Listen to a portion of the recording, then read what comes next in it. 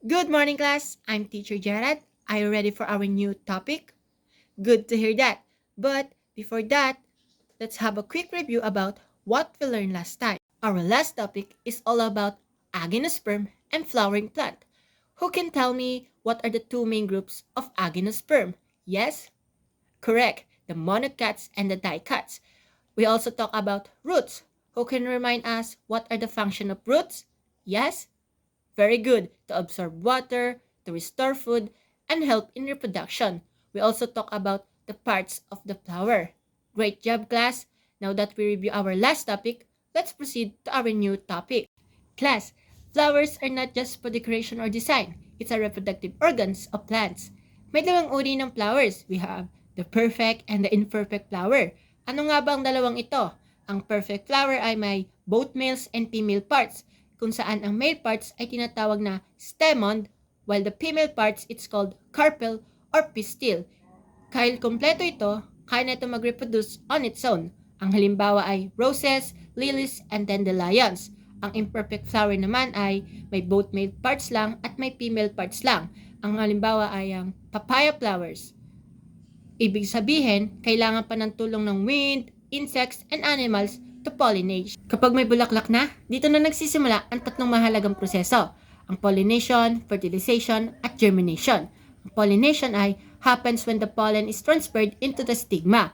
Pwedeng mangyari sa tulong ng wind, insects like bees and butterflies, birds, mammals like bats, at minsan pati water.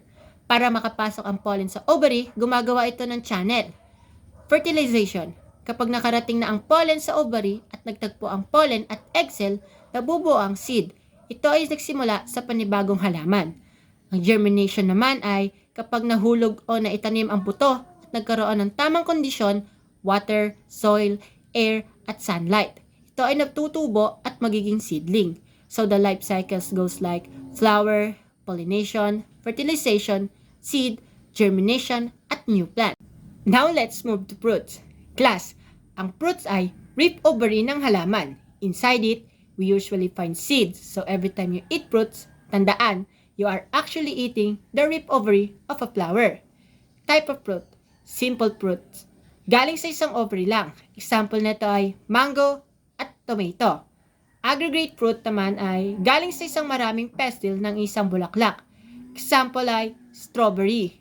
Ang multiple fruits naman ay galing sa maraming bulaklak na nagsama-sama. Example nito ay pineapple.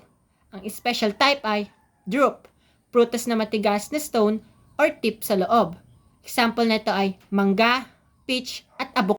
Ang other term ay parthenocarpic, prutas na walang buto.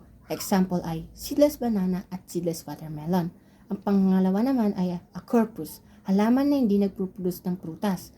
Ang panghuli ay cryptocarp, prutas na nakatago sa stem ng halaman. So, fruits are not just food, they are the containers that protect the seeds. Ang panghuli natin ay ang seed dispersal.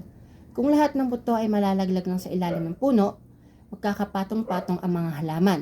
That's why plants have their own strategies to spread their seeds. This is called seed dispersal. The methods are, number 1, anemochary, by wind. Example nito yung dandelion seeds flying in the air. Ang pangalawa naman ay ang hydrochary, by water. Example nito yung coconut floating and growing on another shore. Ang pangatlo naman ay endozochary, by animals eating fruits, then seeds come out with droppings. Example nito yung birds eating berries. Ang pang-apat naman ay epizochary. Seeds stick to the fur and feather of animals. Example nito yung makahiya seeds sticking to the clothes. Ang panglima naman ay myrmecochory. Seeds carried by ants to their knees. At ang panghuli naman ay ang autochory. Plants scatter their seeds on their own, sometimes explosively. Example nito yung peanut plant or touch-me-not plant.